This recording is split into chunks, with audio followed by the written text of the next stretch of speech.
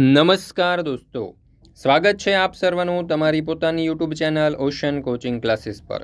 મિત્રો, ધોરણ 6ની હિન્દી વિષયની તારીખ 28/9/2024ના રોજની જે એકમ કસોટી લેવાવાની છે તે એકમ કસોટીનું જે મોડેલ પ્રશ્નપત્ર છે તેનું સંપૂર્ણ સોલ્યુશન આપણે આ વિડીયોની અંદર જોવાના છે। મિત્રો, આપણી આ ચેનલ ઉપર ધોરણ 6ની અત્યાર સુધીની જેટલી પણ એકમ કસોટીઓ લેવાય છે તે બધી જ એકમ કસોટીઓના ઓરિજિનલ પ્રશ્ન બેંકના સંપૂર્ણ સોલ્યુશનના વિડીયો અને પીડીએફ બંને મુકાઈ ચૂક્યા છે। જો તમે ઓરિજિનલ પ્રશ્ન બેંકના સોલ્યુશનના વિડીયો અને પીડીએફનો અભ્યાસ કરવા માંગતા હોય તો લિંક તમને નીચે ડિસ્ક્રિપ્શન બોક્સની અંદર આપેલી છે, જરૂરથી મેળવી લેજો। તમારી પ્રથમ સત્રાંત પરીક્ષા માટે પણ તમને ખૂબ ઉપયોગી સાબિત થશે। ચાલો તો શરૂ કરીએ। ધોરણ 6 વિષય હિન્દી, તારીખ 28/9/2024, प्रश्न बैंक एकम कसौटी। एमा प्रश्न नंबर 1, निम्नलिखित प्रत्येक प्रश्न के उत्तर के लिए दिए गए विकल्पों में से सही विकल्प चुनिए, जेना कुल 5 मार्क्स है। एमा पहलो सवाल, जंगल में शिकारी ने एक खाली जगह को देखा, तो जवाब आवशे विकल्प ए हिरनी। बीजू, हमारा राग कैसा होना चाहिए, तो जवाब आवशे विकल्प ए सुहाना। त्रीजू, बिच्छू ने किसकी बात अनसुनी कर दी, तो जवाब आवशे विकल्प डी नन्ही की। चौथुं, खुश खुश कौन रहते हैं, तो जवाब आवशे विकल्प सी फूल। पांचमું, अपना अंतर जलाकर दीपक किसको रोशन करता है, तो जवाब आवशे विकल्प ए जग को।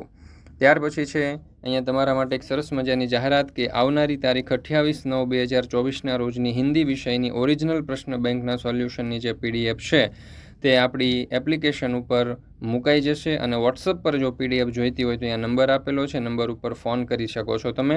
તો જરૂરથી આ 28/9/2024ના રોજની ઓરિજિનલ પ્રશ્ન બેંક છે તેના સોલ્યુશનની પીડીએફ પણ મેળવી લેજો। વાર્ષિક પરીક્ષા માટે તમારી પ્રથમ સત્રાંત પરીક્ષા માટે તમને ખૂબ ઉપયોગી સાબિત થશે।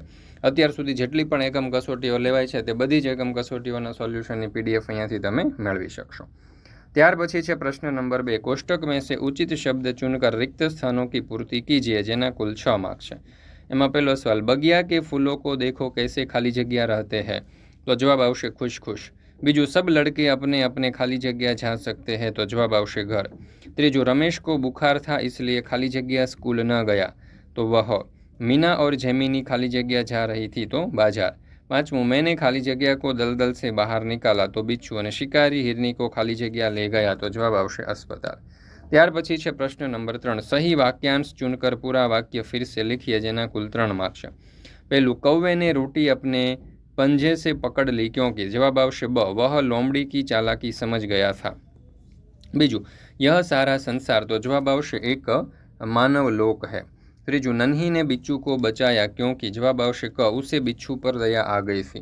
प्रश्न नंबर 4, निम्नलिखित प्रश्नों के उत्तर लिखिए, जेना कुल 5 मार्क्स। में पहलू, शिकारी हिरनी का शिकार क्यों करना चाहता था, तो जवाब आवशे शिकारी मांस के लिए हिरनी का शिकार करना चाहता था। बीजू, गोली मारने के बाद शिकारी ने क्या किया, गोली मारने के बाद शिकारी हिरनी के समीप गया।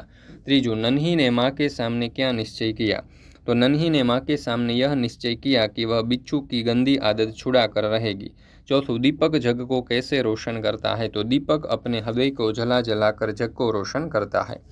पांचवुं, फूलों से हमें क्या सीख मिलती है, फूल हमेशा खुश रहते हैं, आंधी और वर्षा को हंसते हंसते सहन कर लेते हैं।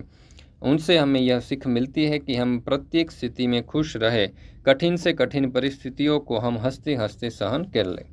प्रश्न नंबर 5, शब्दों को अंक में लिखिए। एमा छे 79 तो 79, 74 तो 74, 59 तो अहीं आवशे 59।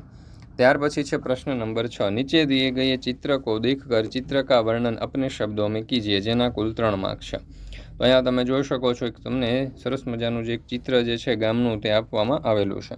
तो आज चित्र है ना ऊपर से આપણે આ રીતે વર્ણન કરી શકીએ। इस चित्र में गांव के नदी घाट का प्रातःकालीन दृश्य दिखाया गया है। पहाड़ के पीछे से सूर्य निकल रहा है। नदी के दोनों किनारों पर बरगद के वृक्ष है। नदी में 3 बतखें तैर रही है। बगुला चोंच में मछली पकड़े हुए है। एक लड़का बरगद की 2 जड़ों से झूल रहा है। एक लटकती जड़ पर चिड़िया बैठी झूल रही है। 2 लड़के नदी में तैर रहे हैं।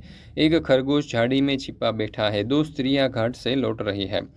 एक मंदिर के छज्जे पर मोर बैठा है। मंदिर पर ध्वजा लहरा रही है। मंदिर के बाहर एक यात्री विश्राम कर रहा है।